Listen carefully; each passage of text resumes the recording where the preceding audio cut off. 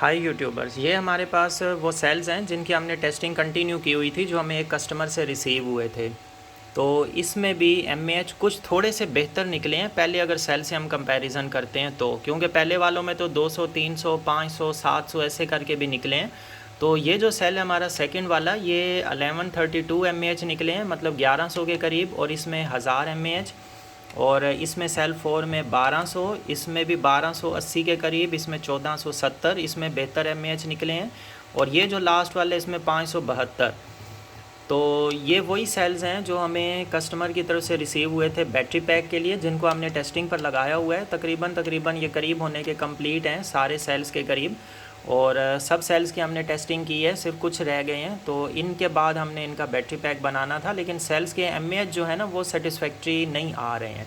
और इसमें आज वालों में एक इशू ये भी आया है कि टेम्परेचर अगर हम देखते हैं, जैसे इस सेल का अगर आप देखें टेम्परेचर, ये वाला जो है हमारा तो 35 पर है, सेकंड वाला हमारा 37 पर है, 36, 37। और ये जो दो ग्रीन वाले सेल हैं ना, एक ये 4th नंबर 40 पर है और ये वाला 43 पर, 42, 43। तो ये हीट अप हो रहे हैं। बाकी के हमारे सेल्स थोड़े बहुत हैं हीट हो रहे हैं, जैसे ये 39, 40, 40 से नीचे नीचे। अब ये जो थर्ड वाला है ना, ये ज़्यादा हीट हो रहा था, थोड़ी देर पहले तो 45 तक भी ये था। तो मतलब ये जो सेल्स हमारे पास हीट हो रहे होते हैं, इन्हें हमें बैटरी पैक्स में नहीं यूज़ करना चाहिए, क्योंकि ये फिर प्रॉब्लम करते हैं। अब ये 36, तो 36, 35, 37 तक ठीक होते हैं फिर भी सेल्स, लेकिन वैसे तो 30 डिग्री तक होने चाहिए, लेकिन थोड़ा बहुत चार्जिंग डिस्चार्जिंग में हीटअप होते हैं। तो हम इनकी टेस्टिंग इसी हिसाब से करते हैं। इनका टेम्परेचर मॉनिटरिंग होती है, इंटरनल रेजिस्टेंस चेक करते हैं, और सेल्स की प्रॉपर कैपेसिटी चेक करते हैं 100% प्रॉपर वे में, कि किस तरह से कितनी कैपेसिटी आ रही है। तो अब इसके ऊपर बिल्कुल एग्जैक्ट कैपेसिटी आ रही होती है। लिटोकाला जो ली 500 है, ये कैपेसिटी बिल्कुल एक्यूरेट बताता है सेल्स के अंदर की। इसको आप दूसरे किसी उससे भी चेक करेंगे कन्फर्मेशन के लिए, तो भी सही कैपेसिटी सेम आ रही होती है। तो ये हमारे पास आ जाते हैं। इसके अलावा यहाँ पर हमारे पास जो स्टॉक है सेल्स का, तो इसमें हमारे पास 3500 mAh तक के भी सेल्स हैं, 2000 से ऊपर हैं सारे ही। तो अगर किसी को इस तरह के स्टॉक की नीड है, जो कि अच्छे सेल्स, चेक्ड और टेस्टेड सेल्स परचेज़ करना चाहे, या पावर बैंक्स परचेज़ करना चाहें, तो वो हमसे कांटेक्ट कर सकते हैं। इसके अलावा हमारे पास लिथियम आयरन फॉस्फेट के BMS भी हैं। जैसे ये वाला अगर आप BMS देखते हैं, ये 4S BMS है, ये लिथियम आयरन फॉस्फेट वाला BMS है, और ये 800 एम्पेयर तक का भी टॉर्क लोड जो है ना वो बर्दाश्त कर सकता है। इसके आप टर्मिनल्स देखें, अच्छे वाले हैं, साइज़ में ये BMS बड़ा है, 4 फिंगर्स के करीब है ये BMS। इसकी चौड़ाई अगर हम देखते हैं तो, और अच्छा खासा इसका साइज़ है, देखें आप, इसका साइज़ भी अच्छे खासा है। और बाकी भी BMS आते हैं, लेकिन वो साइज़ में छोटे आते हैं। तो ये लिथियम आयरन फॉस्फेट वाला BMS है, ये 4 सेल्स वाला है, क्योंकि हमारे पास लिथियम आयरन फॉस्फेट बैटरीज भी मौजूद हैं 100 एम्पेयर में, और उनका भी लाइफ टाइम काफ़ी ज़्यादा है। उसके ऊपर हम ये वाला अच्छा और बेहतरीन हाई क्वालिटी का BMS लगा कर देते हैं। ये 50 एम्पेयर तक भी आपका कंटिन्यू करंट लोड बर्दाश्त कर सकता है। इसके अलावा अगर आपका कोई मोटर आप चलाते हैं, आप इन्वर्टर के साथ बैटरी अगर लगाना चाहते हैं, और उसकी वजह से वो एकदम से टॉर्क लोड लेती है, मोटर जैसे झटका लेती हैं, और वो 800 एम्पेयर तक का भी करंट जाए, तो भी ये BMS बर्दाश्त कर सकता है। लेकिन हमारे पास ऐसी बैटरीज होती ही नहीं है जो इतना ज़्यादा 800 एम्पेयर, बहुत ज़्यादा लोड होता है। लेकिन फिर भी हमारे पास जितनी भी बैटरीज आती हैं, अगर उसके ऊपर 200-300 एम्पेयर का भी टॉर्क लोड आ जाए, तो ये BMS ईजीली उसको बर्दाश्त कर जाता है, क्योंकि इतना ज़्यादा तो कोई भी हमारे पास यहाँ पे ऐसा लोड है ही नहीं जो एकदम से जो है ना 800 एम्पेयर का टॉर्क लोड निकाले बैटरी से। कोई ऐसी नीड ही नहीं होती है, और इतना लोड हमें बैटरी पर, इतना वज़न डालना भी नहीं चाहिए। तो लिथियम आयरन फॉस्फेट बैटरीज भी हमारे पास मौजूद हैं, जो कि 100 एम्पेयर में, उनके ऊपर हम ये वाला BMS यूज़ करते हैं, जो ज़बरदस्त और बेहतरीन क्वालिटी BMS है। इसका भी मैंने रिव्यू इसी वजह से रखा है चैनल पर, ताकि आप देखें, आपको भी आइडिया हो कि हम जो चीज़ें यूज़ करते हैं उनकी क्वालिटी किस तरह की है। तो ये हो गया सिस्टम कि ये 100 एम्पेयर की बैटरीज भी हम आपको रेडी करके दे सकते हैं लिथियम आयरन फॉस्फेट में, जो आपके पास 10 साल तो कहीं भी नहीं जाती, 15 से 20 साल उनका जो है ना लाइफ टाइम होता है। फिर भी वो आपके पास 13 साल, 15 साल, 18 साल तक भी इजीली चल सकती हैं। और अगर आप उनको सही से चलाते हैं, ये BMS हम हाई क्वालिटी इसीलिए लगाते हैं ताकि किसी तरह का कोई इशू बाद में कस्टमर को फेस ना करना पड़े। इसके ऊपर सोल्डरिंग पॉइंट्स भी आप देख लें, वैसे तो ये स्क्रूज़ के थ्रू कनेक्ट होते हैं यहाँ पर टर्मिनल्स बैटरीज़ के, और लोड वाला यहाँ पर कनेक्ट हो जाता है P माइनस में, और ये टर्मिनल भी अच्छे खासे साइज़ में बड़े और थिक हैं ताकि ये ज़्यादा लोड बर्दाश्त कर सके। मॉसफेट इसके ऊपर 10 लगे हैं और साइज़ में बड़े मॉसफेट्स हैं। ये जो इसके ऊपर मॉसफेट इसमें यूज़ हुए हैं ये साइज़ में बड़े मॉसफेट्स हैं। ये इसी वजह से ताकि ये अच्छा खासा 800 एम्पेयर तक का भी लोड बर्दाश्त कर सकें। तो ये हो गया। तो लिथियम आयरन फॉस्फेट की बैटरीज़ 100 एम्पेयर में, जैसे अगर आप इन्वर्टर्स वगैरह के लिए बनवाना चाहते हैं, क्योंकि जो लिथियम आयन की बैटरीज़ होती हैं इनको चार्जिंग वोल्टेज चाहिए होती है 12.6 और लेके 12.6 से लेके 13.6 तक। इनका जो सर्किट है वो 13.6 तक बर्दाश्त करता है।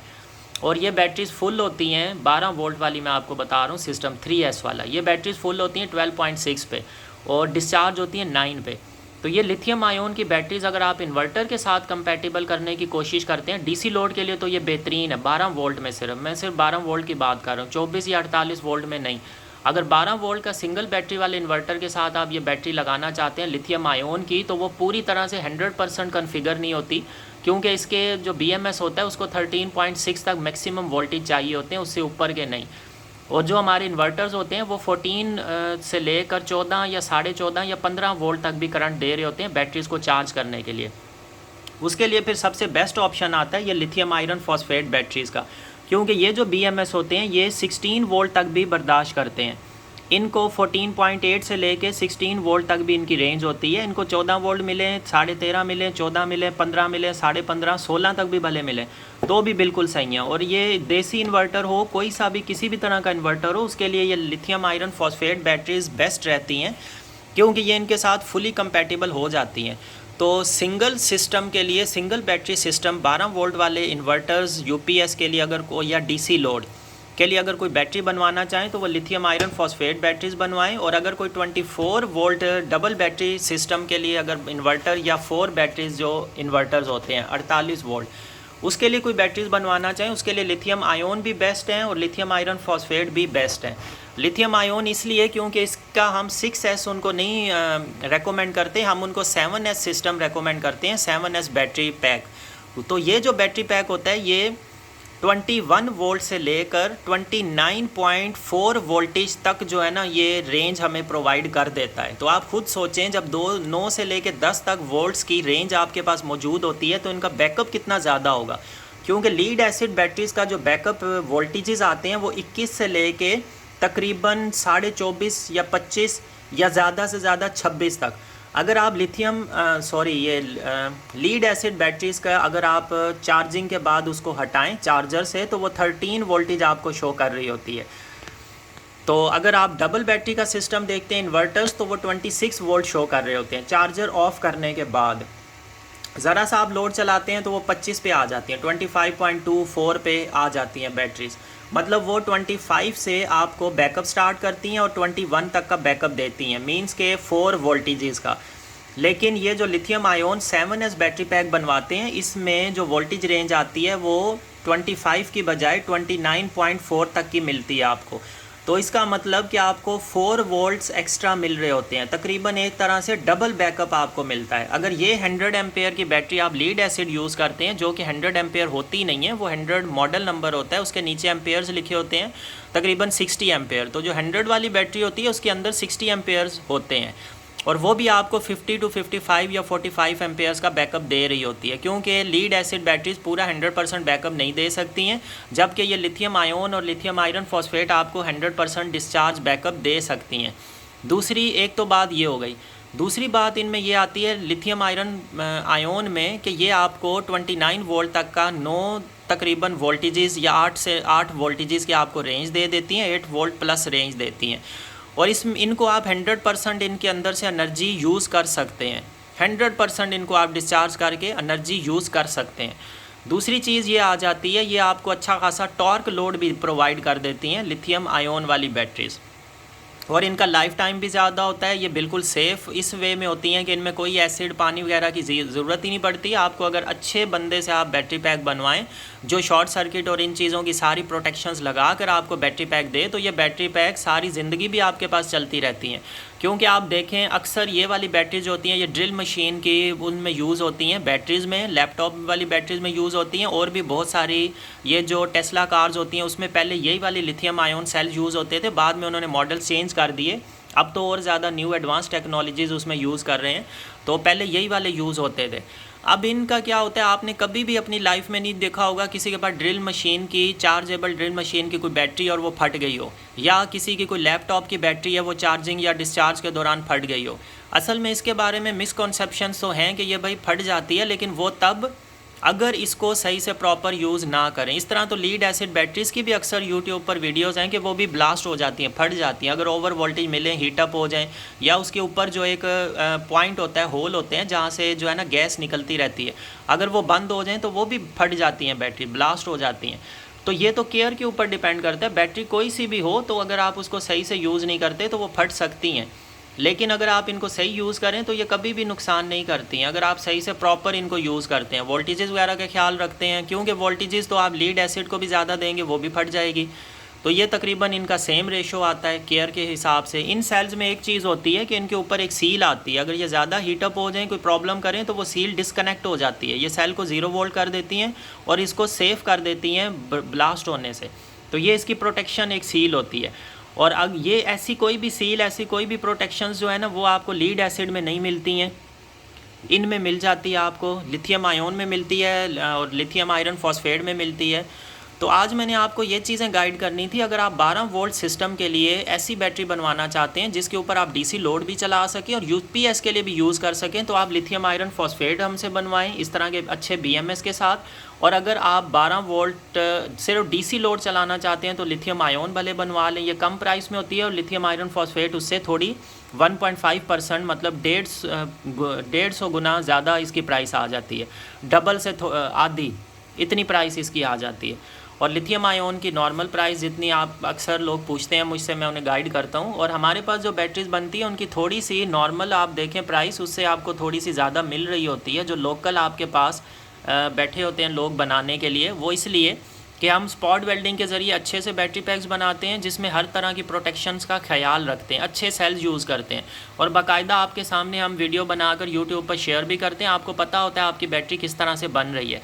लेकिन आप दूसरे अगर किसी से भी बैटरी लेते हैं, मैं किसी का भी नाम प्रोमिनेंट नहीं करता हूँ, इसमें पॉइंट आउट करने का मेरा कोई ऐसा मकसद नहीं है, लेकिन हमारे पास ऐसे एक्सपीरियंसेस हुए हैं, हमारे पास बैटरीज रिपेयरिंग के लिए भी आई हैं, तो वो प्रॉपर नहीं बनी होती, या तो वायरिंग अच्छी यूज़ नहीं होती, या सेल सही से सीक्वेंस से नहीं लगे होते, या सेल्स हीटअप हो रहे होते हैं, हीट होने वाले सेल उसमें यूज़ कर देते हैं, और सेल्स का प्रॉपर कैपेसिटी वगैरह ये सारी चीज़ें उसमें चेक नहीं हुई होती हैं। तो इस वजह से जो है ना उनमें प्रॉब्लम आ जाता है उन बैटरी पैक्स में।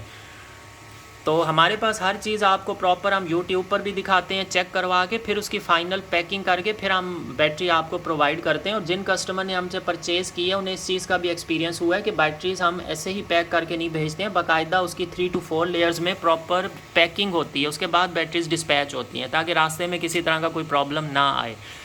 तो अच्छा, ये तो हमारे पास ये हो गया लिथियम आयन का। अच्छा, लिथियम आयन में अगर आप 24 वोल्ट सिस्टम बनवाना चाहते हैं उसके लिए बैटरीज, तो उसके लिए ये बेस्ट है जो मैंने आपको गाइड कर दी है। 29 वोल्ट तक का ये हमें बैकअप दे रही होती हैं, अच्छा और ज़बरदस्त बैकअप देती हैं।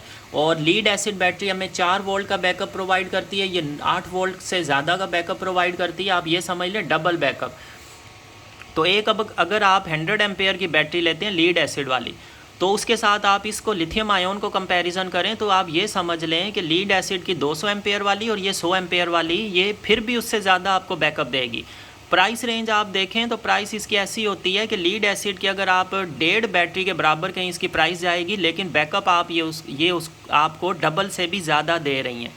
तो फ़िलहाल इनकी प्राइसेस इतनी ज़्यादा हाई नहीं है जितनी इनकी परफॉर्मेंस है।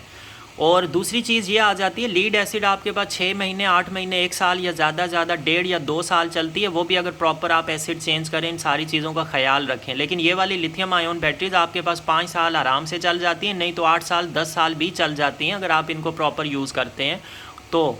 तो ये सारी चीज़ें हो गई जो आपसे डिस्कस करनी थी। तो लिथियम आयन बैटरीज अगर बनवाना चाहें 24 वोल्ट सिस्टम में या 48 वोल्ट सिस्टम में, वो आप बनवा सकते हैं, जो कि 12 वोल्ट सिस्टम की भी बनवा सकते हैं किसी भी वोल्टेज रेंज में, किसी भी एम्पेयर्स में। लेकिन 12 वोल्ट अगर यूपीएस के लिए सिंगल बैटरी लगवाना चाहें तो उसके लिए लिथियम आयरन फॉस्फेट आप बनवाएं अच्छे सर्किट्स बीएमएस के साथ। और सेकंड, अगर आप डबल बैटरी सिस्टम लगवाना चाहते हैं उसके लिए लिथियम आयोन भी बनवा सकते हैं, लिथियम आयरन फॉस्फेट भी, और 4 बैटरी सिस्टम 48 वोल्ट के लिए भी आपके पास दोनों ऑप्शन है। लेकिन सिर्फ और सिर्फ सिंगल बैटरी 12 वोल्ट का जो यूपीएस है उसके लिए आप लिथियम आयरन फॉस्फेट ही लगवाएं, ये सबसे बेस्ट है। अक्सर ऐसे भी सेलर्स हैं जो आपको लिथियम आयोन भी यूपीएस के लिए बनाकर दे देंगे, लेकिन वो आपको प्रॉपर गाइड नहीं करेंगे वोल्टेज और हर चीज़ के हिसाब से, क्योंकि उन्हें इस चीज़ से गर्ज नहीं होता है। वो कभी कभार बैटरीज चल भी जाती हैं, लेकिन अक्सर जो होती हैं वो प्रॉब्लम कर रही होती हैं। वो सेल्स को जब ओवर वोल्टेज मिलते हैं वो जल्दी डैमेज हो जाते हैं। तो इसलिए हम प्रॉपर गाइड करते हैं ताकि आपको आने वाले टाइम में सालों के बाद भी जो है ना कोई प्रॉब्लम ना आए। सारी चीज़ें हम आपको गाइड कर देते हैं। तो हमारी वीडियोस अगर आप अच्छे से सारी प्रॉपर पूरी वॉच करें, आपको काफ़ी सारा नॉलेज मिलेगा। आप खुद भी बैटरीज बनाने के काबिल हो जाते हैं अगर आप थोड़े से भी टेक्निकल पर्सनस हैं तो। काफ़ी सारे लोग हमारे पास ऐसे हैं जिन्होंने मतलब हमसे कांटेक्ट किया है कि हमें बैटरीज बनाने के बारे में बताएं, हमें गाइड करें, क्योंकि आपकी वीडियोस हमने देखी हैं, काफ़ी चीज़ें हमने सीखी हैं, हमें मज़ीद गाइड करें, ये प्रॉब्लम्स आ रही हैं। तो मेरी वीडियोस में सारी ही चीज़ें होती हैं, तो काइंडली बस प्रॉपर इनको पूरा वॉच कर लिया करें ताकि आपको अच्छे से सारी चीज़ें समझ आ जाएं। क्योंकि एक दफ़ा हम ये वीडियोस बनाने पे मेहनत करते हैं, दोबारा फिर वही सेम क्वेश्चन हमसे पूछे जाते हैं, दोबारा फिर हमें उन पर दोबारा से आपको गाइड करना पड़ता है। कभी टाइम होता है, कभी नहीं भी होता। तो खैर, हमारे जो कस्टमर्स हैं उनको तो हम फर्स्ट प्रायोरिटी पर रखते हैं, उनको हम रिप्लाई देते हैं, टाइम निकालते हैं। लेकिन जो बाकी का एक्स्ट्रा हमारे पास टाइम बचता है उसमें फिर रिमेनिंग लोगों को भी हम सबको ही आंसर देने की पूरी कोशिश करते हैं। यूट्यूब पे अक्सर कमेंट्स रिसीव नहीं होते, प्रॉब्लम आती है, लेकिन व्हाट्सएप पे सभी से कम्युनिकेट ईजीली हो जाता है। तो सेल्स भी आप परचेज़ कर सकते हैं, बैटरी पैक्स परचेज़ कर सकते हैं, किसी भी तरह का बैटरी पैक बनवाएं, और 12 वोल्ट यूपीएस के लिए लिथियम आयरन फॉस्फेट आप हमसे बनवा लें। इसके अलावा सेल्स ले सकते हैं, और बैटरी पैक्स भी बनवाना चाहें वो भी बनवा सकते हैं।